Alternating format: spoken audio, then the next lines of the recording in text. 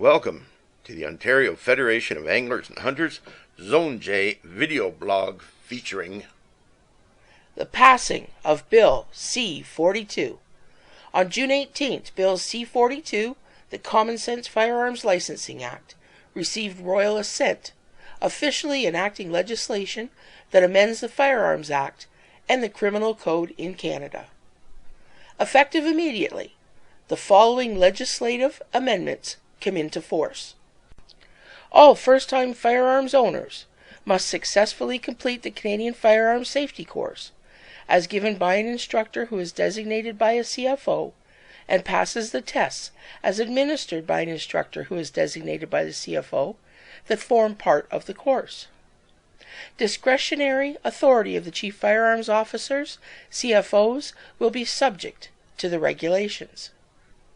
Strengthen the criminal code provisions relating to orders prohibiting the possession of firearms where a person is convicted of an offense involving domestic violence.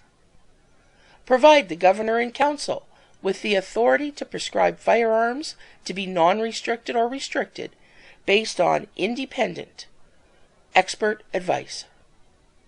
The following legislative amendments will come into place by Labor Day. The elimination of a possession-only license, a POL. All existing POLs will be converted to the Possession and Acquisition Licenses, PAL. The creation of a 6-month grace period at the end of the 5-year license period to stop people from immediately becoming criminalized for paperwork delays involving license renewals. Authorization to transport will become a condition of a license to end the needless paperwork currently required. The legislative amendment requiring the sharing of firearms import information when restricted and prohibited firearms are imported into Canada through business will be put into place on a future date fixed by the Order in Council. The OFAH fully supports the passing of the bill and congratulates the federal government for its commitment to the firearms community across the country.